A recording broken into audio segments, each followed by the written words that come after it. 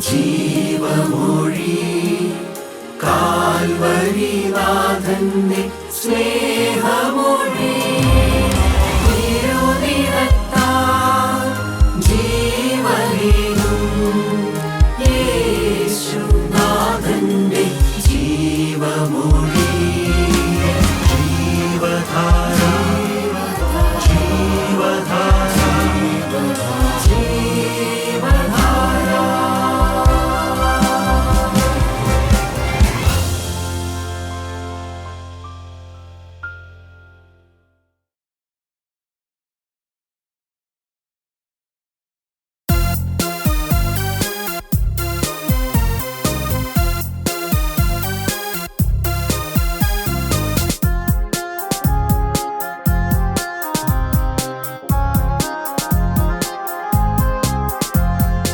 എന്നെ അറിയാൻ എന്നെ നടത്താൻ എല്ലാ നാളിലും യാചരിക്കുണ്ട്.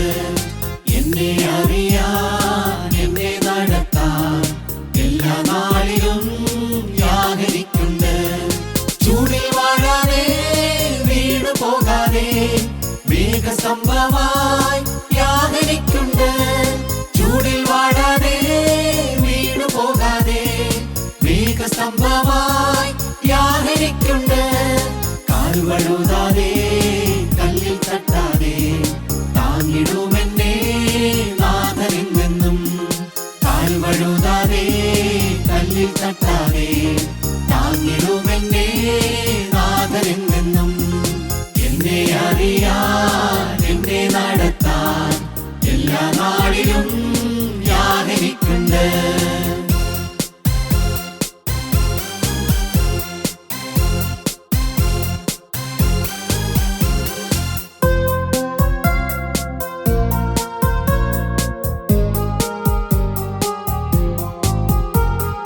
കൂട്ടം വിട്ടു മാടിനെ പോലെ ഒറ്റപ്പെട്ടാലും യാചരിക്കുണ്ട്.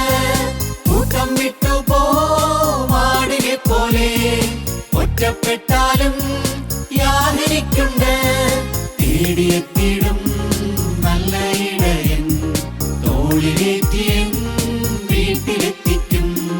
തേടിയെത്തിടും നല്ല ഇടയൻ തോളിലേറ്റിയൻ വീട്ടിലെത്തിക്കും. എന്നെ അറിയാൻ എന്നെ നടത്താൻ എല്ലാ നാളിലും യാചരിക്കുണ്ട്.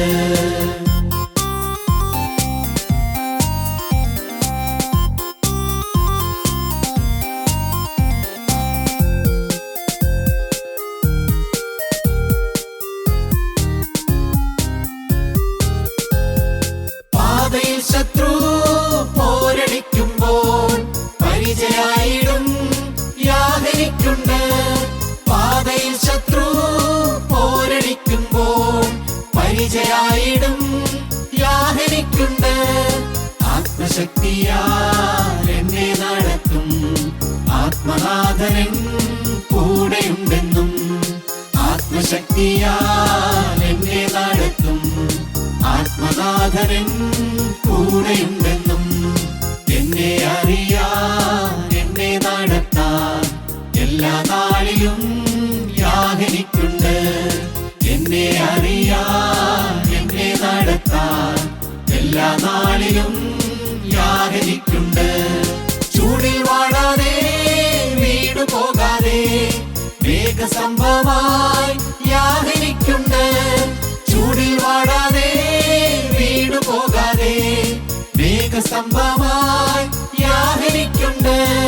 കാൽവഴുതാതെ കല്ലിൽ തട്ടാതെ താങ്ങിടുമെന്നെ നാഥനെന്നും. കാൽവഴുതാതെ കല്ലിൽ തട്ടാതെ താങ്ങിടുമെന്നെ നാഥനെന്നും. എന്നെ അറിയാൻ എന്നെ നടത്താൻ എല്ലാ നാളിലും യാചരിക്കുണ്ട്. ദൈവനാമം മഹത്വപ്പെടുമാറാകട്ടെ. കർത്താവായ യേശുക്രിസ്തുവിൻ്റെ പരിശുദ്ധമായ നാമത്തിൽ നിങ്ങൾക്കെല്ലാവർക്കും എൻ്റെ വിനീതമായ സ്നേഹവന്ദനം. വിശുദ്ധ ലൂക്കോസ് എഴുതിയ സുവിശേഷം 15-ാം അധ്യായം 17-ാമത്തെയും 20-ാമത്തെയും വാക്യങ്ങൾ നമുക്ക് വായിച്ച് കേൾക്കാം. അപ്പോൾ സുബോധം വന്നിട്ട് അവൻ എൻ്റെ അപ്പൻ്റെ എത്ര കൂലിക്കാർ ഭക്ഷണം കഴിച്ച് ശേഷിപ്പിക്കുന്നു, ഞാനോ വിശപ്പ് കൊണ്ട് നശിച്ചു പോകുന്നു. 20-ാമത്തെ വാക്യം. അങ്ങനെ അവൻ എഴുന്നേറ്റ് അപ്പൻ്റെ അടുക്കൽ പോയി. ദൂരത്തു നിന്ന് തന്നെ അപ്പൻ അവനെ കണ്ട് മനസ്സലിഞ്ഞ് ഓടി ചെന്ന് അവൻ്റെ കഴുത്ത് കെട്ടിപ്പിടിച്ച് അവനെ ചുംബിച്ചു. മുടിയനായ പുത്രൻ്റെ ഉപമയിൽ നിന്ന് എന്താണ് പാപം എന്നാണ് നാം ധ്യാനിക്കുവാൻ പോകുന്നത്. എന്താണ് പാപാവസ്ഥ? A sinful state. പാപാവസ്ഥയുടെ വിശദീകരണങ്ങൾ എന്തെല്ലാമാണ്? വിശുദ്ധ ലൂക്കോസിന്റെ സുവിശേഷം 15-ാം അധ്യായത്തിൽ മുടിയനായ പുത്രൻ്റെ ഉപമ, അത് ഉപമയിലെ മുത്തും കിരീടവും എന്നാണ് റിച്ചാർഡ് ട്രെഞ്ച് അവകാശപ്പെടുന്നത്. The greatest story ever told. ലോകത്തിൽ കേട്ടിട്ടുള്ളതിലും അറിഞ്ഞിട്ടുള്ളതിലും വെച്ച് ഏറ്റവും മനോഹരമായ ഒരു ഉപമയാണത്. ഒരു പാപിയുടെ യഥാർത്ഥമായിരിക്കുന്ന അവസ്ഥ വരച്ചു കാണിക്കുന്നു. മടങ്ങി വരുമ്പോൾ സ്നേഹവാത്സല്യത്തോടെ എല്ലാം ക്ഷമിച്ചും പൊറുത്തും മറന്നും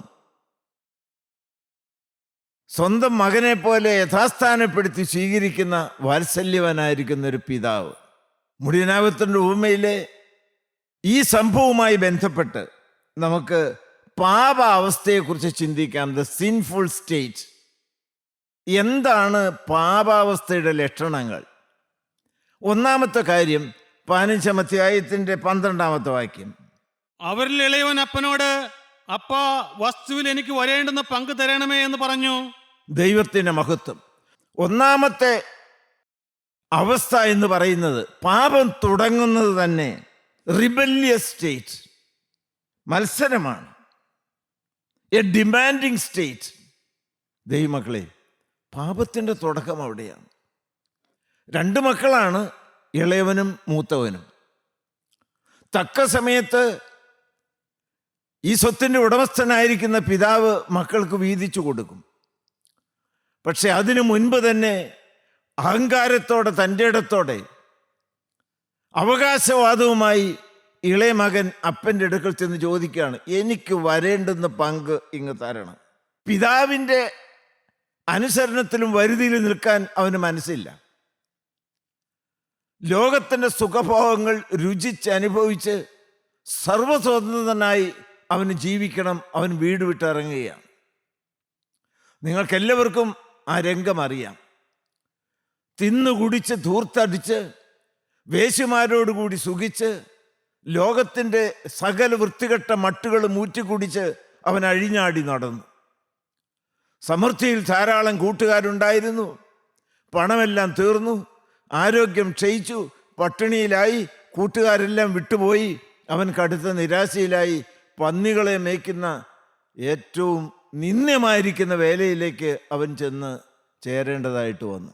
അപ്പോൾ അവന് സുബോധം വന്നു. തുടക്കം എവിടെയാണ്? അപ്പനോടുള്ള മത്സരമാണ്. A demanding state, an arrogant state.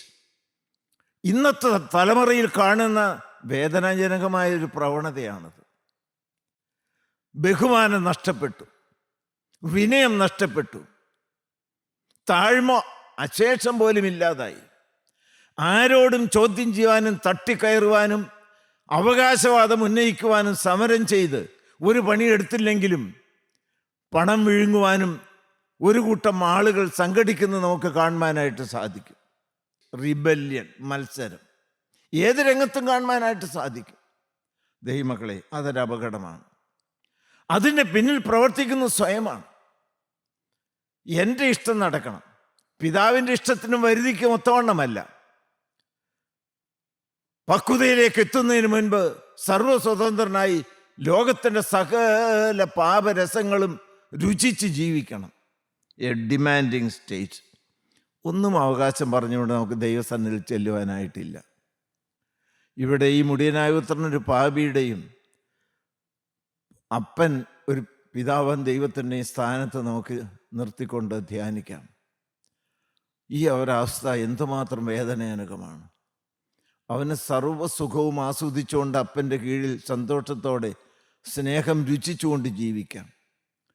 പക്ഷേ അവൻ ലോകത്തിൻ്റെ പിന്നാലെ ഇറങ്ങിപ്പോകാനുള്ളതായ പ്രവണത വളർന്നു വരികയാണ്. അതിൻ്റെ തുടക്കം എന്ന് പറയുന്നത് ഒരു റീബല്യനാണ്, ഒരു അരഗൻറ്റ് നേച്ചറാണ്, എ ഡിമാൻഡിങ് സ്റ്റേറ്റ്. ദൈവത്തിന് സ്തോത്രം. മാലാഖയെ പിശാചാക്കി മാറ്റുന്നതായ ഒരു സ്വഭാവമാണ് വാസ്തവത്തിൽ അഹങ്കാരം. ഞാൻ എന്നുള്ളതായ ഭാവം, എനിക്ക് എന്നുള്ളതായ ഭാവം. ആർക്കും വിനയപ്പെട്ട് നിൽക്കാനും അവന് മനസ്സില്ല. ഒന്നാമത്തെ പാപാവസ്ഥയുടെ ലക്ഷണം അവൻ ഒരു ഡിമാൻഡിങ് സ്റ്റേറ്റ്, അഹങ്കാരമാണ്, മത്സരമാണ്, റിബല്യനാണ്. രണ്ടാമത്തെ എന്താണ്? 11ാമത്തെ വാക്യം വായിച്ച്. ഏറെ നാൾ കഴിയും മുമ്പേ ഇളയ മകൻ സകലവും സ്വരൂപിച്ച് ദൂരദേശത്തേക്ക് യാത്രയായി. വളരെ വ്യക്തമാണത്. പാപ സ്വഭാവത്തിന്റെ രണ്ടാമത്തെ ലക്ഷണം, a sinful state is a state far away from God, far away from the God the father. ദൂരദേശത്തേക്ക് യാത്രയായി. അപ്പന്റെ സ്നേഹവും സന്തോഷവും കരുതലും വാത്സല്യവും അനുഭവിച്ച് സമൃദ്ധിയുടെ നിറവിൽ ജീവിച്ചതായ ഈ ഇളയ മകൻ എല്ലാം സ്വരൂപിച്ചുകൊണ്ട് ഇറങ്ങി പുറപ്പെട്ടു. അങ്ങ് ദൂരദേശത്തേക്ക് പോവുകയാണ്. ഇത് ഈ ഇളയ മകനെ കുറ്റം പറഞ്ഞുകൊണ്ട് ചില കാര്യങ്ങൾ ഓർപ്പിക്കാൻ വേണ്ടിയിട്ടല്ല ഞാൻ ഈ ഭാഗം ധ്യാനിക്കുന്നത്. ആ ഇളയ മകൻ്റെ സ്ഥാനത്ത് എന്നെയും നിങ്ങൾ നിർത്തിക്കൊണ്ട് വേണം ചിന്തിക്കുവാനായിട്ട്. ഇപ്പോൾ അപ്പൻ്റെ കൂടെ ആണോ മക്കളെ? അപ്പൻ്റെ വരുതിയിലാണോ? അപ്പൻ്റെ സ്നേഹത്തിൻ്റെ ആ ഒരു രുചി അനുഭവിച്ചുകൊണ്ട് വിനയപ്പെട്ടാണോ നിൽക്കുന്നത്? അതെയോ അവിടെ നിന്ന് ഇറങ്ങിപ്പോകണമെന്നാണോ? പലർക്കും ദൈവ സാന്നിധ്യത്തിൻ്റെ സുഖം ഇപ്പോൾ ഇഷ്ടമല്ല. ആ വിശുദ്ധിയുടേതായ സൗരഭ്യം പേറിക്കൊണ്ടുള്ള ജീവിതം ഇഷ്ടമല്ല. അവിടെ നിന്ന് ഇറങ്ങണമെന്നാണ് അവരുടെ ആഗ്രഹം. കാരണം ലോകത്തിൻ്റെ കരം അവരെ മാടി വിളിക്കുകയാണ്. പാപത്തിൻ്റെ വലിയൊരു വശീകരണ ശക്തി, കാന്തശക്തി അവരെ പ്രേരിപ്പിക്കുകയാണ്. അതിനോട് നോ പറയുവാൻ അവർക്ക് സാധിക്കുന്നില്ല. ലോകസ്നേഹം ദൈവത്തോട് ശത്രുത്വമാകുന്നു. അതിന് യാക്കോബ് ശ്ലീഹ കൊടുക്കുന്ന പേര് വ്യഭിചാരിണി എന്നാണ് വിളിക്കുന്നത്.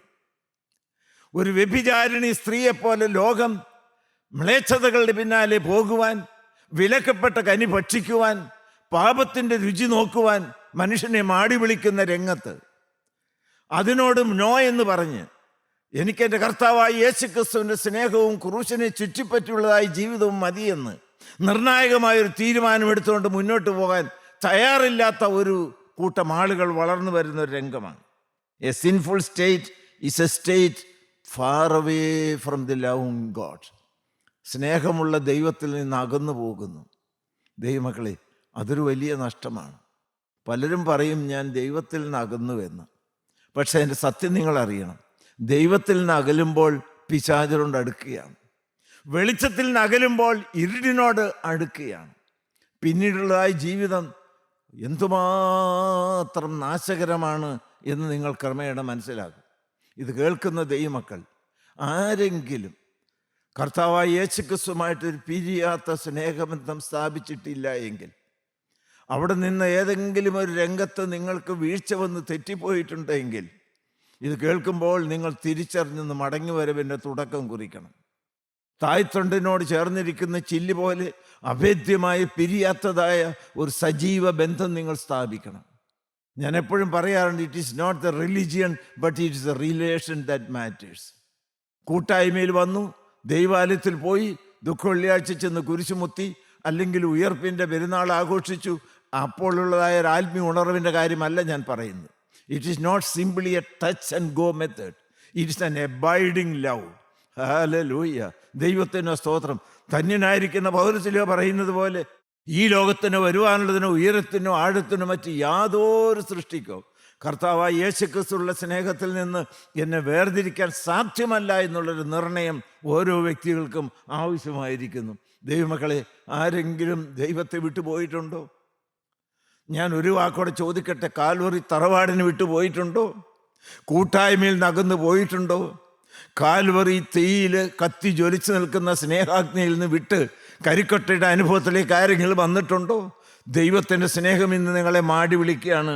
ഈ അവസ്ഥയിൽ നിന്ന് ഒരു മാറ്റം വരണം.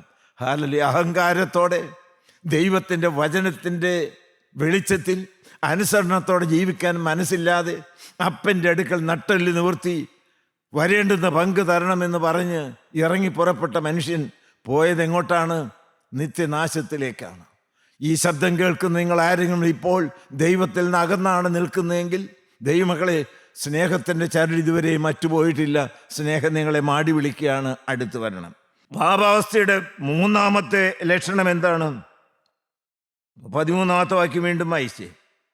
ഏറെ നാൾ കഴിയും മുമ്പേ ഇളയ മകൻ സകലവും സ്വരൂപിച്ച് ദൂരദേശത്തേക്ക് യാത്രയായി അവിടെ ദുർനടപ്പുകാരനായി ജീവിച്ചു. ദുർനടപ്പ്, a state of reckless living. അർത്ഥം നിങ്ങൾക്ക് മനസ്സിലായല്ലോ. പാപാവസ്ഥയുടെ മൂന്നാമത്തെ പ്രകടമായിരിക്കുന്ന ലക്ഷണം ദുർനടപ്പാണ്. അവൻ്റെ കാലടികൾ തെറ്റിപ്പോവുകയാണ്. നരകത്തിൻ്റെ പാനീയമായ മദ്യം കുടിക്കുവാൻ ലഹരിയുടെ പിന്നാലെ അവൻ ഓടി നടക്കുകയാണ്. ലൈംഗികമായ അരാജകത്വത്തിൽ അവൻ ദുർഗന്ധമമിക്കുന്ന ജീവിതത്തിലേക്ക് തന്നെ വിട്ടുകൊടുക്കുകയാണ്. അവനെ തന്നെ നിയന്ത്രിക്കുവാൻ സാധിക്കുന്നില്ല. സ്വർഗീയ മാലാഖമാരുടെ സാന്നിധ്യത്തിൽ ദൈവ തേജസ് രുചിച്ചുകൊണ്ട് സന്തോഷപ്രദമായ സുഗന്ധം പേറുന്ന ഒരു വിശുദ്ധ ജീവിതം നയിക്കേണ്ട ഒരു സത്യക്രിസ്ത്യാനി ദൈവത്തിൽ നിന്നകന്ന് സാത്താൻ്റെ ഇംഗിതപ്രകാരം ചീത്ത കൂട്ടുകെട്ടിൽ രസിച്ച് മലിനമായിരിക്കുന്ന പാപത്തിൻ്റെ പിന്നാലെ അഴിഞ്ഞാടി നടക്കുന്ന വേദനാജനകമായിരിക്കുന്ന ഒരു രംഗം, ദുർനടപ്പ്. ഇന്നത്തെ ലോകത്തിലേക്കൊന്ന് നോക്കി ദൈവമക്കളെ, എന്തുമാത്രം വക്രതയും കോട്ടവുമുള്ളതായ തലമുറയാണ്. യുവതലമുറ നശിച്ചുകൊണ്ടിരിക്കുന്നു. പണ്ടൊക്കെ ഉണ്ടായിരുന്നു സ്ത്രീകളും പുരുഷനും തമ്മിലുള്ളതായ ബന്ധത്തിനൊരു വിശുദ്ധി. ദൈവമക്കൾ എന്ന് പറയുമ്പോൾ അവരുടെ സമ്പത്ത്, കൈമുതൽ എന്ന് പറയുന്നത് വിശുദ്ധിയായിരുന്നു. ഇന്ന് അതെല്ലാം കൈമോശം വന്നു പോയിരിക്കുകയാണ്. തമ്മിത്തല്ലും വഴക്കും അശുദ്ധിയും മദ്യവും ലഹരിയും കഞ്ചാവും മറ്റ് രാസലഹരി പദാർത്ഥങ്ങളുമായി അഴിഞ്ഞാടി നടക്കുന്നതായ ഒരു കൂട്ടത്തിൻ്റെ പിന്നാലെ ദൈവമക്കളെ, നിങ്ങളും ചെന്ന് ചേരുവാൻ ഇടവരരുത്. നമ്മളുടെ കൂട്ടായ്മയിലെ ദൈവമക്കൾ വചനം കേൾക്കുന്നവരാണ്. അവർ വ്യതിരിക്തരാണ്, വേർതിരിക്കപ്പെട്ടവരാണ്. കൈകൂപ്പിക്കൊണ്ട് ഞാൻ നിങ്ങളോട് വാത്സല്യത്തോടെ കെഞ്ചി അപേക്ഷിക്കുകയാണ്, മക്കളെ, ദൈവത്തെ വിട്ടു പോകല്ലേ. സകല മ്ലേച്ഛതയുടെയും ഉറവിടമായിരിക്കുന്ന ലോകത്തിലേക്ക് പോകല്ലേ. പാപത്തിൻ്റെ വഞ്ചനയിൽ കുടുങ്ങിപ്പോകല്ലേ. ദൈവത്തിൽ നിന്ന് അകലും തോറും പിശാചിനോടും ഇരുട്ടിനോടും അടുക്കുകയാണ്, നരകത്തോട് അടുക്കുകയാണ്. A state of reckless living. തോന്നിവാസം ജീവിക്കണം. ദുർനടപ്പ്, a state of reckless living. 15-30 കൂടെ വായിച്ച് അതെന്താണ് ആ ദുർനടപ്പിൻ്റെ വിശദാംശം അവിടെ പറയുന്നുണ്ട്. 15-ാം അധ്യായം 30-ാമത്തെ വാക്യം. വേശ്യന്മാരോടുകൂടി നിന്റെ മുതൽ തിന്നു കളഞ്ഞ ഈ നിന്റെ മകൻ വന്നപ്പോഴേക്കോ. വേശ്യന്മാരോടുകൂടി തിന്നു കുടിക്കുന്നു. ദൈവമക്കളെ, യുവതലമുറ ഒന്ന് ദയവ് ചെയ്ത് ഹൃദയം തുറന്ന് കേൾക്കണമേ.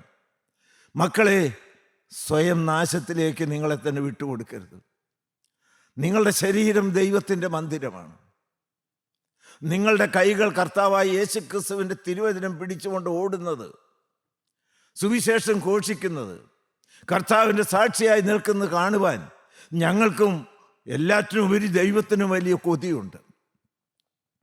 വക്രതയും കോട്ടവും നിറഞ്ഞ തലമുറയുടെ നടുവിൽ അനിന്ദരും പരമാർത്ഥികളും ദൈവത്തിന് നിഷ്കളങ്ക മക്കളുമായി നിങ്ങൾക്കൊന്ന് നിൽക്കാമോ? കൂട്ടായ്മയിൽ വന്ന് വചനം കേൾക്കുന്ന ദൈവമക്കൾ ദയവ് ചെയ്ത് ശ്രദ്ധിക്കണം.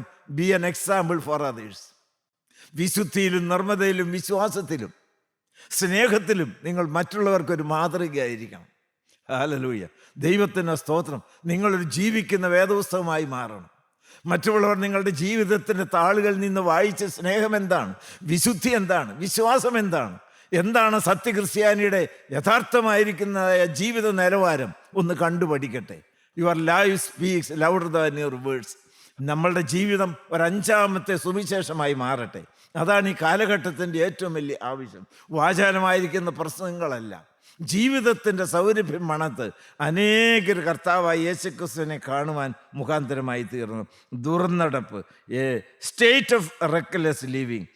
ദൂരദേശത്തേക്ക് പോയി തോന്നിവാസം അഴിഞ്ഞാടി നടക്കുന്നവർ ദുർനടപ്പ് വിട്ട് കർത്താവായ യേശുക്രിസ്തുവിൻ്റെ ക്രൂശിൻ ചൂട്ടിലേക്ക് ഒന്ന് അടുത്തു വരാൻ തുടക്കം കുറിക്കണം. ഹല്ലേലൂയ. പാപാവസ്ഥയുടെ അടുത്ത ലക്ഷണം എന്താണ്? 15:14. എല്ലാം ചെലവഴിച്ച ശേഷം ആ ദേശത്ത് കഠിനക്ഷാമം ഉണ്ടായിട്ട് ദൈവത്തിന് സ്തോത്രം. It is A spending stage. എല്ലാം ചെലവഴിച്ചു. ഇവിടുന്ന് പോകുമ്പോൾ സുന്ദരനായിരുന്നു, മുടിയനായ പുത്രൻ, അവൻ യുവകോമളനായിരുന്നു. അപ്പൻ്റെ സ്നേഹവാത്സല്യം അനുഭവിച്ച് സന്തോഷത്തോടെ അരോഗതയുടെ കാത്തറിനായി സുന്ദരനായി നല്ല വസ്ത്രമെല്ലാം ധരിച്ച് കോമളനായി ജീവിച്ച ഒരു നല്ല ചെറുപ്പക്കാരൻ, നല്ല കുടുംബ പശ്ചാത്തലം, നല്ല സ്നേഹമുള്ള ഒരു പിതാവ്, സമൃദ്ധിയുള്ളതായ ഒരു ഭവനം, ധാരാളം വേലക്കാർ പോലും തിന്ന് ശേഷിപ്പിക്കുന്നു, ഒന്നിനും കുറവില്ല. എന്നാൽ ദൈവമക്കളെ, ഇപ്പോൾ എന്താണത്? എല്ലാം ചെലവഴിച്ചു. പണം മുഴുവൻ തീർന്നു, ആരോഗ്യം മുഴുവൻ ചോർന്നു പോയി, അവൻ്റെ മുഖശോഭ നഷ്ടപ്പെട്ടു, ഉണ്ടായിരുന്ന കൂട്ടുകാരെല്ലാം ഓരോരുത്തരായി പിരിഞ്ഞു പോയി, അവൻ്റെ ആസ്തിയും അവൻ്റെ ആരോഗ്യവും അവൻ്റെ ഭാവിയും എല്ലാം നഷ്ടപ്പെട്ടു. എല്ലാം ചെലവഴിച്ച് സ്പെൻഡിങ് സ്റ്റേജ്. അതോട് ചേർത്ത് പ്രായോഗികമായ ഒരു കാര്യം ഞാൻ നിങ്ങളോട് ചോദിക്കട്ടെ. ധൂർത്തടിച്ച് പണം ചെലവഴിക്കുന്ന ആരെങ്കിലും ഈ ശബ്ദം കേൾക്കുന്നുണ്ടോ? പൗലോസ്ലീഹ പറയുന്നത് പോലെ ഉള്ളത് കൊണ്ട് അലംഭാവത്തോടിരിക്കാൻ നിങ്ങൾ പഠിക്കണം. 10 രൂപ ചെലവഴിക്കേണ്ട സ്ഥാനത്ത് ഒരിക്കലും അത് 11 ആകാൻ ഇടവരരുത്, 9.5 ആക്കണ്ട. ദൈവത്തിന് സ്തോത്രം. ദൈവമക്കളുടെ ജീവിതത്തിൽ എല്ലാത്തിനും ഒരു ക്ലിപ്തത ഉണ്ടായിരിക്കണം. Keep order and order will keep you. എല്ലാത്തിനും ഉണ്ട് ഒരു ടൈം ടേബിൾ, എല്ലാറ്റിനും ഉണ്ട് ഒരു കൃത്യത. ഹല്ലേലൂയ. ദൈവത്തിന് സ്തോത്രം. ദൈവമക്കളെ, അനാവശ്യമായി ഒന്നിനും ചെലവഴിക്കരുത്. ചിലർ വസ്ത്രത്തിന് വേണ്ടിയിട്ട് ധാരാളം പണം ചെലവഴിക്കും. ചിലർ കടം മേടിച്ചു പോലും, വായ്പ മേടിച്ചു പോലും വീടിൻ്റെ വലിപ്പം ഒത്തിരി കൂട്ടും. ദൈവത്തിന് സ്തോത്രം. ദൈവമക്കളെ, ഞാൻ അതിനെ ആരെയും കുറ്റം പറയുകയല്ല. കാറ് മോശമായാൽ പറ്റുകയില്ലല്ലോ. വലിയ പലിശ കൊടുത്താണേലും കാശുണ്ടാക്കി കടം മേടിച്ച് കാറ് വാങ്ങിക്കുക, വീട് പണിയുക, തൂർത്തടിക്കുക, കൂട്ടുകാരോട് തിന്നു കുടിക്കുക, മേളിക്കാനായിട്ട് പോവുക, അവിടെയും ഇവിടെയുമെല്ലാം. ദൈവമക്കളെ, നിങ്ങൾ വലിയ ടൂറിന് പോകുന്നു, അനാവശ്യമായിരിക്കുന്ന ഒരു ചെലവ് പാടില്ല. ഞാൻ പറയുന്ന ഒരു വിവാഹ സദ്യകൾ പോലും ദൈവമക്കളുടെ ജീവിതത്തിൽ അതെല്ലാം മാതൃകയായിരിക്കണം. ഒരു തരത്തിലും ഒരു ധൂർത്ത് പാടില്ല. ആരെയും കാണിക്കാനും ആരുടെ മുമ്പിൽ വിളങ്ങുവാനും എൻ്റെ വലിപ്പമെന്ന് വെളിപ്പെടുത്തുവാനുമുള്ളതായ ഒരു വ്യഗ്രത ഇന്ന് ക്രിസ്തീയ വിഭാഗത്തിൽ പോലും കാണുന്നത് വേദനാജനകമായൊരു കാര്യമാണ്. ഹല്ലേലൂയ. ദൈവത്തിന് സ്തോത്രം. അത് ദൈവമക്കളെ, അങ്ങനെ നിങ്ങൾ ആ ഒരു സ്പെൻഡിങ് സ്റ്റേജ് കൃത്യമായിട്ട് മാത്രം, ആവശ്യത്തിന് മാത്രമേ ചെലവഴിക്കാവൂ എന്നുള്ള കാര്യം നിങ്ങൾ പ്രത്യേകം ശ്രദ്ധിക്കണം. കാരണം ആവശ്യക്കാരില്ലേ, ഒന്നുമില്ലാത്തവരില്ലേ, പട്ടിണി പാവങ്ങളില്ലേ, അല്പം നീക്കി ബാക്കി വെച്ചിട്ട് സഹായിക്കേണ്ടവരെ സഹായിക്കാൻ പാടില്ലേ. ധൂർത്തടിച്ച് നടന്നു, നിറഞ്ഞതായ പെട്ടി കാലിയായി. വായിച്ച് 15-ാം അധ്യായത്തിൻ്റെ 10-ാമത്തെ വാക്യം ഒന്നുകൂടെ വായിച്ച്. വേശ്യമാരോടുകൂടി നിന്റെ മുതൽ തിന്നു കളഞ്ഞ ഈ നിന്റെ മകൻ വന്നപ്പോഴേക്കോ തടിച്ച കാളക്കുട്ടിയെ വേശ്യമാരോടുകൂടി നിന്റെ മുതൽ തിന്നു മുടിച്ചു. നിങ്ങളെപ്പോഴും ഓർക്കണം, എനിക്ക് തന്നതായ പണം, എനിക്ക് തന്ന സമ്പത്ത്, അതെൻ്റെ പൊന്നുതമ്പുരാൻ തന്നതായ സമ്പത്താണ്. അവൻ തന്ന താലന്താണ്. എനിക്ക് സുഖിച്ചു പൊളച്ച ആഡംബര വിഭൂഷിതനായി തിന്നു കുടിക്കാനുള്ളതല്ല അത് ദൈവത്തിനും ദൈവനാമ മഹത്വത്തിനും മറ്റുള്ളവരുടെ ക്ഷേമത്തിനും വേണ്ടി ചെലവഴിക്കാനുള്ളതാണ്. അതുകൊണ്ട് ദൈവമക്കൾ ഒരിക്കലും ആഡംബരപ്രിയരാകരുത്. ദൈവമക്കൾ ഒരിക്കലും ധൂർത്തടിക്കാനായിട്ട് ഇടവരരുത്. ഹല്ലേലൂയ. ദൈവത്തിന് സ്തോത്രം. അടുത്ത കാര്യം വായിച്ച് 14-ാമത്തെ വാക്യം വീണ്ടും വായിച്ച്. എല്ലാം ചെലവഴിച്ച ശേഷം എല്ലാം ചെലവഴിച്ചു. പാപാവസ്ഥയുടെ മറ്റൊരു ലക്ഷണം അതാണ്. A state of severe famine. എല്ലാം ചെലവഴിച്ച ശേഷം ആ ദേശത്ത് കഠിനക്ഷാമം ഉണ്ടായിട്ട്. Hallelujah. A state of famine. ദൈവമക്കളെ, ഒരു വലിയ കെടുതിയിലേക്ക് അവൻ വരികയാണ്. സകലതും ചെലവഴിച്ചു. പട്ടിണി, ക്ഷാമം, എ വാണ്ടിങ് സ്റ്റേറ്റ്. നിങ്ങൾക്ക് ഞാൻ പറഞ്ഞു പോകുന്നതിൻ്റെ അർത്ഥം മനസ്സിലാകുന്നുണ്ടോ? പടിപടിയായിട്ട് ദൈവത്തിൽ നിന്ന് അകന്ന് നാശത്തിലേക്ക് പതിക്കാനായിട്ട് പോവുകയാണ്. ഏതവസ്ഥയിൽ ജീവിച്ചതായ ഒരു ഇളയ മകനാണത്. ഇപ്പോഴത്തെ അവസ്ഥ എന്താണ്? സമൃദ്ധിയാണ്. വേലക്കാർ പോലും നിന്ന് ശേഷിപ്പിക്കുമ്പോൾ ഇവൻ ഒരു തരി ചോറിന് വേണ്ടി വിശന്ന് കെഞ്ചുകയാണ്. A state of famine, a wanting state. നിങ്ങൾ പലരും അങ്ങനെയല്ലേ? തെല്ല് സമാധാനത്തിന് വേണ്ടി പട്ടിണിയുടെ നിന്ന് ക്ഷാമം അനുഭവിക്കുന്നവരില്ലേ? ഭർത്താവിൻ്റെ, ഭാര്യയുടെ, മക്കളുടെ, പിതാവിൻ്റെ, അയൽവാസികളുടെ സ്നേഹം കിട്ടാൻ വേണ്ടി കൊതിയോടെ ആഗ്രഹിക്കുന്നവരില്ലേ? വാഴ്ത്തപ്പെട്ട പൊന്നു കർത്താവ് നിങ്ങൾക്ക് സുബോധം തരട്ടെ. ഹല്ലേലൂയ. ദൈവസാന്നിധ്യത്തിൻ്റെ മാധുര്യം അനുഭവിച്ച ദൈവമക്കൾ ഇന്ന് പലപ്പോഴും അത് കിട്ടാതെ വിഷമിക്കുന്നില്ലേ? ഞാൻ ഇന്ന് അനേക വ്യക്തികളുമായി ഇടപെടുമ്പോൾ മനസ്സിലാക്കുന്ന ഒരു കാര്യം, ജനം കഷ്ടതയിലാണ്. ജനം സമാധാനത്തിന് ദാരിദ്ര്യം അനുഭവിക്കുന്നവരാണ്. ഒരു സ്ത്രീയോട് കൈ നിറയെ ആഭരണമുണ്ട്, സ്വന്തം വണ്ടി ഓടിച്ചുകൊണ്ടാണ് വന്നത്. ഞാൻ ചോദിച്ചു, നിങ്ങളൊന്ന് സന്തോഷത്തോടെ ഉള്ളം തൊട്ട് ചിരിച്ചിട്ട് എത്ര നാളുകളായി എന്ന്. ഒന്ന് സന്തോഷത്തോടെ ചിരിച്ചിട്ട് എത്ര നാളുകളായി എന്ന്. അതിൻ്റെ മറുപടി വലിയ വായിലൊരു കരച്ചിലായിരുന്നു. ഹല്ലേലൂയ. ഞാനിത് പറയുമ്പോൾ ഉള്ളം നൊന്ത് കലങ്ങിയതായ അനേക ദൈവമക്കളില്ലേ? സ്നേഹത്തിന് ക്ഷാമം അനുഭവിക്കുന്നവർ, സമാധാനത്തിന് ക്ഷാമം അനുഭവിക്കുന്നവർ, ഒരിക്കൽ ദൈവസാന്നിധ്യത്തിൻ്റെ സുഖവും രസവും സന്തോഷവും അനുഭവിച്ച ദൈവമക്കൾ അത് നഷ്ടപ്പെട്ട് വേദനയിൽ ഉണങ്ങിക്കരിഞ്ഞ ഒരവസ്ഥയിൽ ഇപ്പോൾ കണ്ണുനീരോടെ കഴിയുന്നില്ലേ? ഹല്ലേലൂയ. നിങ്ങളാരും നിരാശപ്പെടേണ്ട. 15-ാം അധ്യായത്തിൻ്റെ 22-ാമത്തെ വാക്യത്തിൽ എന്താണ് പറയുന്നത്? എല്ലാം നഷ്ടപ്പെട്ടു, എല്ലാം നഷ്ടപ്പെട്ടു. 14-ാമത്തെ വാക്യം ഒന്നോടെ വായിച്ച്. എല്ലാം ചെലവഴിച്ച ശേഷം ആ ദേശത്ത് കഠിനക്ഷാമം ഉണ്ടായിട്ട് അവന് മുട്ട് വന്നു തുടങ്ങി. ദൈവത്തിന് സ്തോത്രം. സകലതും നഷ്ടപ്പെട്ടു. ദൈവമക്കളെ, ഒരിക്കൽ സമൃദ്ധി ഉണ്ടായിരുന്നു, സാമ്പത്തികമായിട്ട് പോലും ഉന്നതമായ നിലവാരത്തിലായിരുന്നു. പക്ഷേ ഇന്നത്തെ അവസ്ഥ എന്താണ്? ഇത് സ്വർഗത്തിലെ ദൈവം നിങ്ങളുടെ ജീവിതത്തെ ഒന്ന് മാറ്റിമറിക്കുന്ന ദിവസമായി മാറ്റട്ടെ. 15-15 വായിച്ച്. അവൻ ആ ദേശത്തിലെ പൗരന്മാരിൽ ഒരുത്തനെ ചെന്ന് ആശ്രയിച്ചു. അവൻ അവനെ തന്റെ വയലിൽ പന്നികളെ മേൽപ്പാൻ അയച്ചു. എൻ്റെ ദൈവമേ, a sinful state is a state of slavery. അത് അടിമത്തത്തിൻ്റെ അവസ്ഥയാണ്. യോഹന്നാൻ പറയും, നിങ്ങൾ ഏതിനോട് തോക്കുന്നുവോ അതിൻ്റെ അടിമയാകുന്നുവെന്ന്. Sin promises freedom, but it brings only slavery. യുവാക്കന്മാർ, യുവതികളെല്ലാം കേൾക്കണം. പാപം, പിശാച്, സ്വാതന്ത്ര്യം വാഗ്ദാനം ചെയ്ത് നിങ്ങളെ അടുപ്പിച്ചുകൊണ്ട് വരും. പക്ഷെ അവസാനം അവൻ നിങ്ങളെ ബന്ധിയാക്കി അടിമവേല ചെയ്യിക്കും, ഊഴിവേല ചെയ്യിക്കും. വേദപുസ്തകത്തിൽ നമ്മൾ പല രംഗങ്ങളത് കാണുന്നുണ്ട്. 8-ാം അധ്യായം വായിച്ച്. യോഹന്നാൻ 8:34. അതിന് യേശു, ആമേൻ ആമേൻ ഞാൻ നിങ്ങളോട് പറയുന്നു, ആമേൻ ആമേൻ ഞാൻ നിങ്ങളോട് പറയുന്നു, പാപം ചെയ്യുന്നതെല്ലാം പാപത്തിന്റെ ദാസനാകുന്നു. ഹല്ലേലൂയ. ദൈവത്തിന് സ്തോത്രം. പാപം ചെയ്യുന്നവനെല്ലാം പാപത്തിന്റെ ദാസനാകും. ഒരിക്കൽ പൗലോസ്ലീഹ പറഞ്ഞു, ഞാൻ ആഗ്രഹിക്കുന്ന നന്മയല്ല വെറുക്കുന്ന തിന്മ അത്രേ ചെയ്യുന്നത്. നന്മ ചെയ്യാൻ എനിക്ക് ആഗ്രഹമുണ്ട്, എന്നാൽ ചെയ്യുന്നതോ തിന്മ. നന്ദിയോടെ സ്തോത്രം. എന്നാൽ ദൈവമക്കളെ, ആ ബന്ധനത്തിൽ നിന്ന്, ആ അടിമത്തത്തിൽ നിന്ന് പാപച്ചങ്ങലകൾ പൊട്ടിച്ച് നിന്നെ സ്വതന്ത്രനാക്കി പുത്രത്വത്തിൻ്റെ പദവിയിലേക്ക് കൊണ്ടുവരുവാൻ കർത്താവായ യേശുക്രിസ്തു കാൽവറിയിൽ നിങ്ങൾക്ക് വേണ്ടി, എനിക്ക് വേണ്ടി യാഗമായി തീർന്നു. ഹല്ലേലൂയ. നന്ദിയോടെ സ്തോത്രം. ബന്ധനക്കെട്ടുകൾ പൊട്ടിച്ചു. ഹല്ലേലൂയ.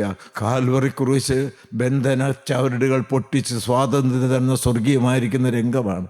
ആ കാൽവറി ക്രൂശിൽ ദൈവമക്കളെ സ്നേഹത്തിൻ്റെ രക്ഷയുടെ തീ കത്തി ജ്വലിക്കുന്നുണ്ട്. ആ തീ എന്നിൽ വന്ന് കത്തിക്കഴിഞ്ഞാൽ ബന്ധന കയറുകൾ പൊട്ടിച്ചാമ്പലാകും. നമുക്ക് ക്രൂശിലേക്ക് നോക്കാം, നമുക്ക് പ്രാർത്ഥിക്കാം.